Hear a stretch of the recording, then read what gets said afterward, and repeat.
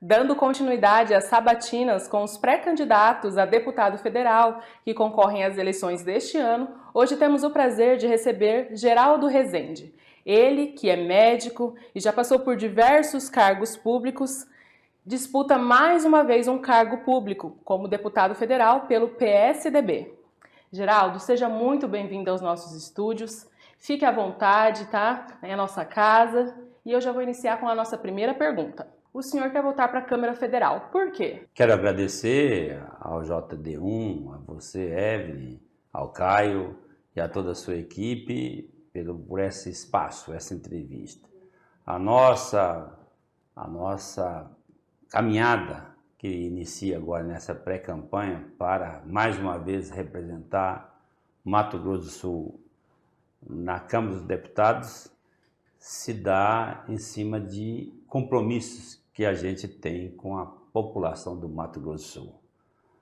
Nós que já fomos vereador em Dourados por 2 mandatos, deputado estadual, 4 vezes deputado federal, 2 vezes secretário de Estado de Saúde, temos uma vasta experiência, uma bagagem e conhecimento que nós queremos destinar por 4 anos a nossa gente aqui no estado, mas principalmente aqueles que defendem o SUS, o Sistema Único de Saúde, que querem ter uma saúde de melhor qualidade, que entende que é preciso termos uma bancada de saúde compromissada em verificar que há um subfinanciamento, que há muito ainda a ser construído para a gente fortalecer o Sistema Único de Saúde, ao lado da defesa do chamado terceiro setor.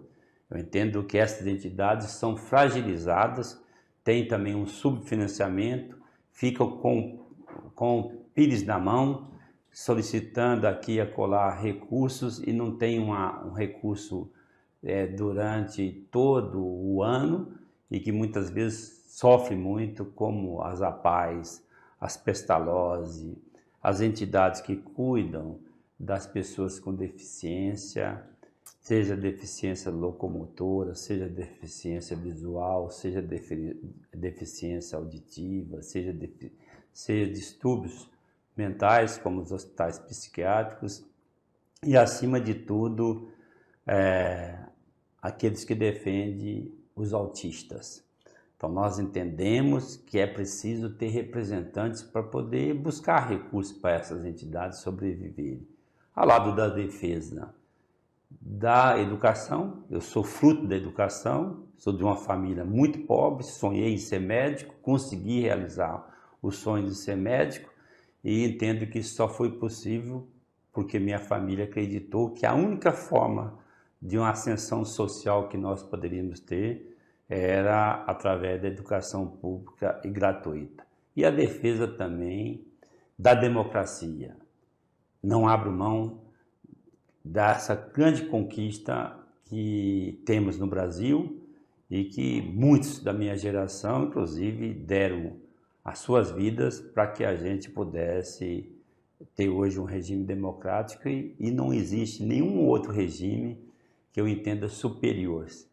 A democracia, com seus defeitos, com suas mazelas, é ainda o melhor sistema de governo que nós temos e eu quero me perfilar naqueles que a defendem para se contrapor a propostas que, infelizmente, querem o retorno às trevas, o retorno a tempos que nós não gostaríamos de ter de volta ao país. Dentre tudo isso que o senhor falou, o senhor pode dizer então que a bandeira que o senhor vai carregar como principal é ainda então a questão da saúde?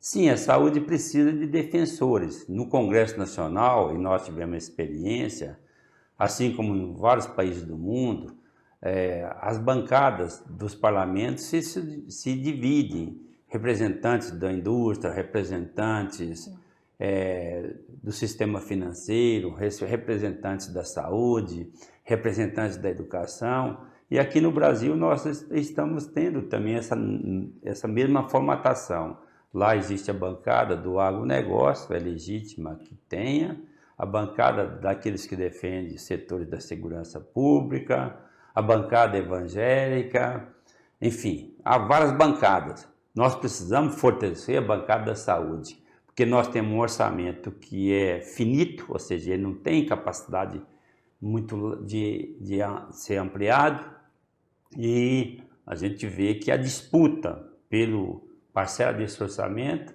se dá pelo tamanho das bancadas. Nós precisamos fortalecer a bancada da saúde, porque há vários temas, e aquilo que eu disse há pouco, há um subfinanciamento e nós precisamos de mais recursos para a saúde, sob pena de a gente viver esse drama cotidiano que a gente enfrenta, da falta de recursos, de hospitais super abarrotados de gente, da negativa que a gente verifica do acesso de qualidade a exames, a cirurgias e a medicamentos, e que nós precisamos e sabemos que só podemos fazer esse enfrentamento se tiver mais recursos para a área de saúde.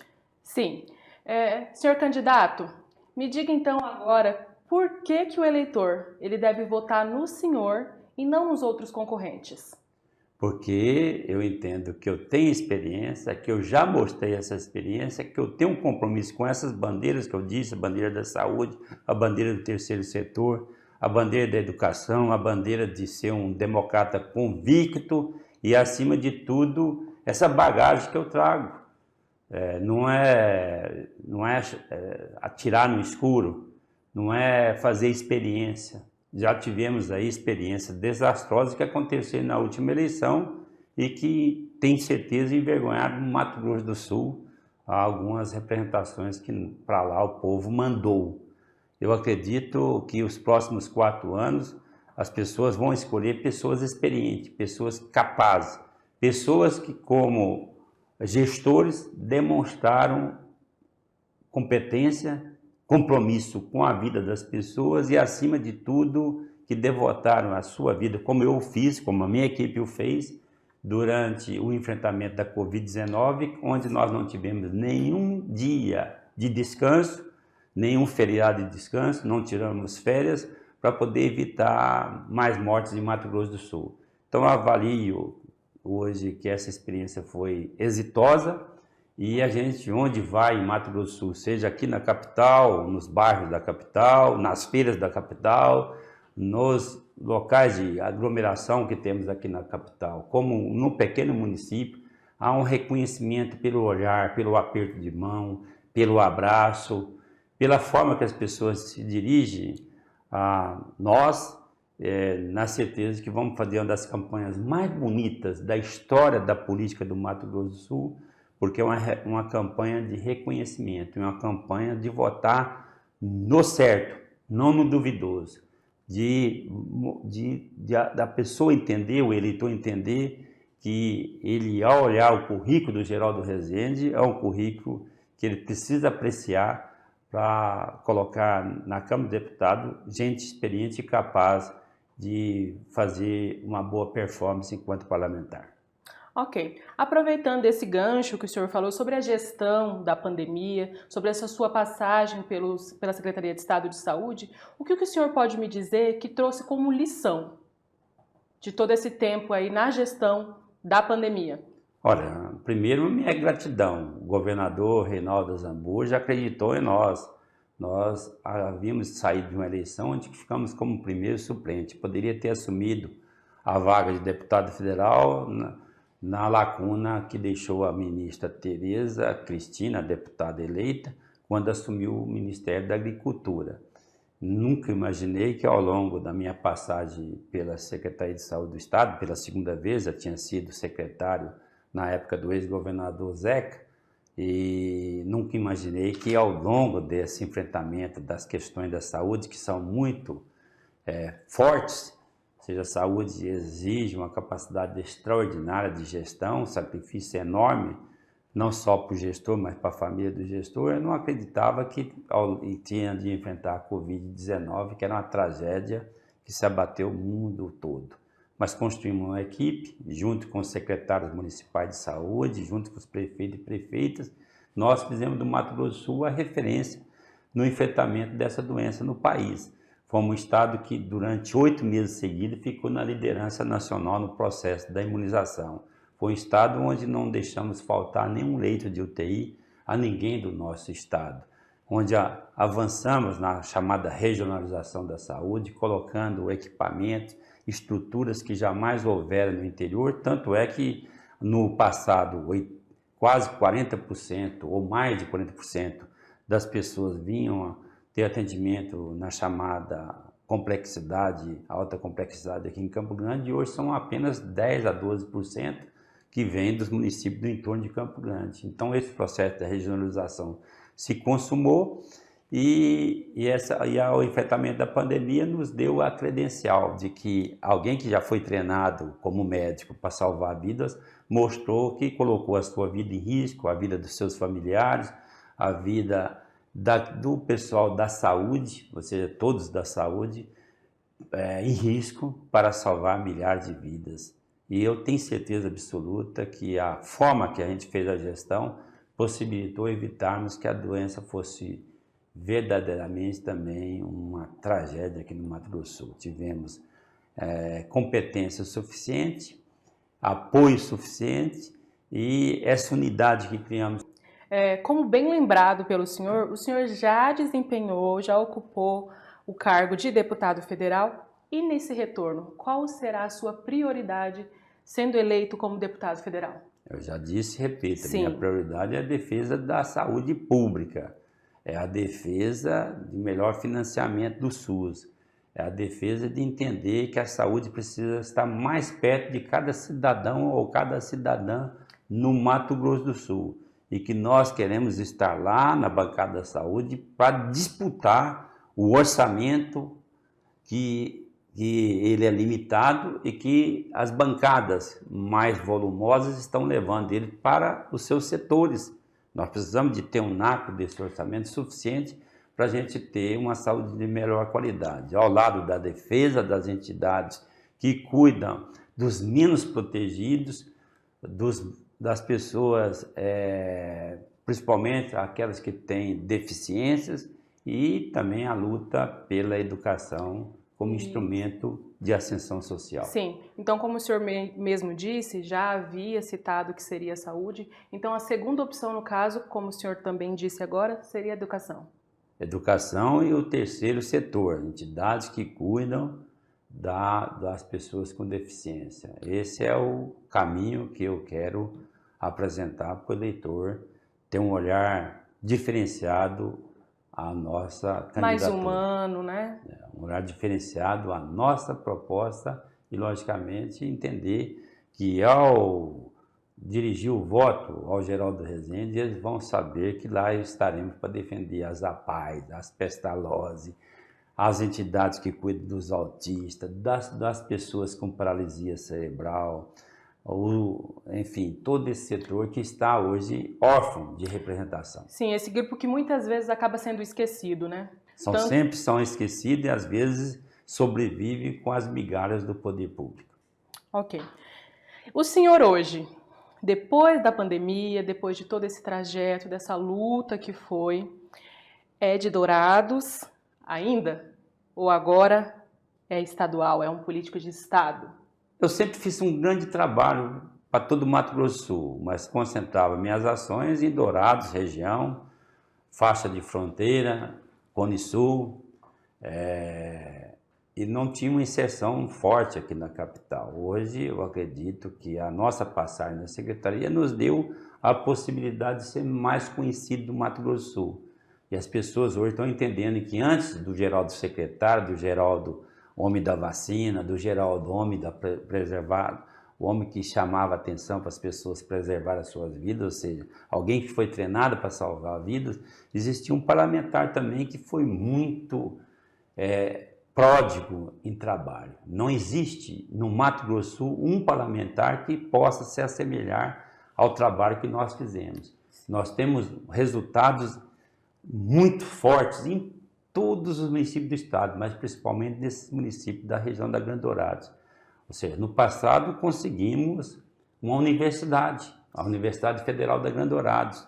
Nós temos hoje hospitais como o Hospital da Mulher e da Criança, que é o melhor hospital do Mato Grosso do Sul e que nós que levamos a Dourados. Tem um hospital que está sendo construído em Dourados, que é o Hospital Regional de Dourados, que foi conquista do nosso mandato. E ao lado desse hospital tem um centro de diagnóstico, um centro de imagem, que vai ser o mais moderno do Mato Grosso do Sul. Temos a entidade chamada Associação dos Pais e Amigos dos Autistas em Dourados, que é a melhor entidade que atende os autistas no Mato Grosso do Sul, fruto do nosso trabalho. Agora tem também o melhor centro de convivência do idoso, lá em Naviraí. Temos várias ações em outros municípios do estado. Entregamos recentemente um hospital lá em Três Lagoas, que é o Hospital Regional da Costa Leste. Temos ações agora como secretário e já tínhamos como deputado em vários municípios da região norte. E viramos agora alguém que está hoje morando provisoriamente em Campo Grande e que tem ação e atuação em todos os 79 municípios do estado. A minha campanha vai ser para todo o Mato Grosso do Sul com essas bandeiras que eu coloquei, a pequena Alcinópolis, ou a pequena Silvíria, ou Japorã, que são cidades nos extremos do estado, vão ter o mesmo olhar que eu tenho para a capital, que eu tenho para Dourados, que eu tenho para Naviraí, para Ponta Porã, enfim, para as cidades de maior porte no Mato Grosso do Sul. Então, me tornei um cidadão cosmopolita na política estadual e é com esse objetivo que eu quero retornar a Brasília para fazer o melhor de mim. A pandemia me deu essa possibilidade. Eu pude expressar o Geraldo, que muitos não conheciam, mas o Geraldo humano, o Geraldo guerreiro, o Geraldo que não descansou nem um minuto, trabalhador. Eu sou um workaholic, então eu trabalho no sábado, no domingo, como se fossem dias normais. E o Geraldo que quer fazer avançar a saúde, que sonha com um hospital materno-infantil na capital, porque nenhum dos políticos que aqui passaram não tiveram essa intenção de construir um hospital novo para atender mulheres e crianças aqui na capital, que sonha em poder ter um hospital do idoso para atender essa faixa que cada vez mais vai estar crescendo no país e no mundo e vai superar a faixa dos jovens em poucos anos. Nós precisamos de preparar as estruturas de saúde para esse momento. Então, eu estou apontando a construção do Hospital do Idoso ali junto ao Hospital São Julião, e alguém que sabe muito bem os caminhos, que conhece como viabilizar recursos em Brasília, como fazer as tratativas no Congresso Nacional, para a gente poder, de fato, fazer com que a cota do Mato Grosso do Sul seja maior, e já fizemos isso no passado. Há hoje uma percepção clara que o interior ficou sem representação. Todo mundo que representa, todos os políticos que representam o Mato Grosso do Sul na Câmara dos Deputados têm residência em Campo Grande, então o interior cometeu um erro grosseiro nas eleições passadas, ficou sem representação e a gente precisa suprir essa representação. Mudando um pouco agora o foco do nosso papo, eu quero te perguntar como que o senhor enxerga o cenário, a corrida eleitoral para o governo aqui no estado. Eu acredito que o nosso povo ainda está com um olhar mais para a sua sobrevivência. O eleitor, a eleitora está tentando sobreviver, está aí um índice de desemprego elevado, está procurando um emprego, está procurando levar comida para as suas mesas, enfim, está voltado mais às suas necessidades de sobrevivência. A partir de agosto, aí, quando o olhar estiver para a disputa eleitoral, quando nós vamos ter de escolher 5 pessoas para nos representar, deputado federal, deputado estadual, senador, governador e presidente, nós vamos ter um quadro mais concreto. Agora, eu faço parte de um governo que, na história do Mato Grosso do Sul, nós vamos completar 45 anos, de longe foi o melhor governo. Um governo que tem feito grandes obras em todos os recantos, que foi prefeito das várias cidades do interior, inclusive da capital. As grandes obras aqui na capital foram feitas pelo governador Reinaldo Azambuja e não pelo prefeito da capital, que há poucos dias deixou de ser prefeito para ser candidato. Lá na minha cidade, as grandes obras têm sido feitas pelo governo do estado, assim como todos os municípios do interior. Um governo que está deixando a casa arrumada, que fez os enfrentamentos que precisavam ser feitos, teve a colaboração da Assembleia Legislativa. Me sinto orgulhoso de ter feito parte dessa equipe. Então, eu acredito que nós não podemos ter retrocessos. E hoje nós estamos com a pré-candidatura que representa toda essa evolução na área de saúde, na área de educação e, acima de tudo, um estado que hoje pontua como um dos estados que tem os melhores indicadores na área de economia. Acredito que o eleitor, ao voltar a sua atenção para a escolha desses 5 nomes que haverão de representá-los nessa instância de poder, eu não tenho dúvida nenhuma de que o nosso pré-candidato Eduardo Riedel vai crescer significativamente, vai estar no segundo turno e nós vamos ganhar as eleições no segundo turno para dar continuidade a esse extraordinário governo que o governador Reinaldo Azambuja tem feito. Então o senhor acredita aí num embate, numa possibilidade de um segundo turno, onde haja vitória por parte do partido, do PSDB? Sim, acredito nisso, estou trabalhando para isso e acredito que é o melhor para o Mato Grosso do Sul. E olha que eu conheço e conheci todos aqueles que passaram durante esses 45 anos na condição de chefe do executivo no estado, à exceção do primeiro governador, quando eu estava fazendo medicina na Universidade Federal do Ceará. Todos os outros eu os conheço. Fui, inclusive, também aliado momentaneamente desses governos. Mas, de longe, o atual governo é o melhor, é aquele que tem ajudado todos os municípios indistintamente. Não faz mais aquela velha política, se é meu aliado eu vou contemplar, se é meu adversário não vai ter nada. O governo tem atendido todos os 79 municípios com obras de envergaduras, assim, sonhos que as pessoas almejavam há muito tempo, e por isso é que eu entendo que nós não podemos andar igual caranguejo, voltar para trás. Nós temos que andar para frente, porque é para frente que se anda, e eu acredito muito que a partir desse mês de julho e a partir de agosto, as pesquisas eleitorais haverão de indicar que o nosso pré-candidato certamente já vai estar despontando e superará os outros candidatos a quem respeito. Tenho amizade com a maioria dos outros candidatos, mas eu torço para que Mato Grosso do Sul continue acertando e acertando, no meu modo de entender, dar a oportunidade àquele que foi o braço direito, o braço esquerdo, a peça fundamental para que esse governo estivesse tão redondo como está, que é o nosso pré-candidato Eduardo Riedel. Ok, caminhando agora para o fim do nosso papo, eu vou continuar ainda no quesito gestão, porém a nível nacional. Como que o senhor enxerga a questão da corrida presidencial? Olha, eu quero deixar essa situação para discutir mais à frente. Eu entendo que o país está polarizado, essa polarização entre dois extremos não é boa para o país. Eu vou definir minha postura mais à frente. O meu partido, o PSDB, está construindo uma aliança com o MDB, está lançando a senadora do Mato Grosso do Sul como nossa pré-candidata. Eu sou homem de partido e, logicamente, o partido apontando nessa direção, nós vamos trabalhar nesse sentido de tentar tornar a terceira via viável. Se isso não acontecer, porque essa polarização está muito acentuada, a partir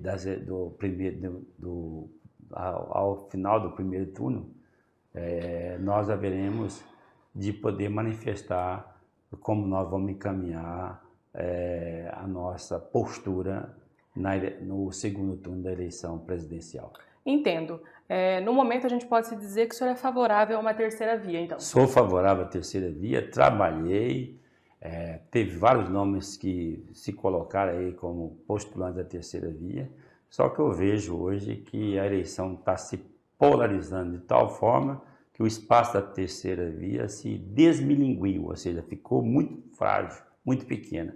Mas eu sou sonhador, eu acredito que ainda a gente pode conseguir viabilizá-la. Se isso não acontecer, no segundo turno haverei de definir qual o caminho que eu vou apontar para aqueles que me seguem, para aqueles que querem ouvir a minha voz, a minha experiência e, acima de tudo, os compromissos de alguém que já tem uma trajetória longa na atividade política, que não se vergonha e que faz da política um instrumento de transformação da vida das pessoas. Perfeito.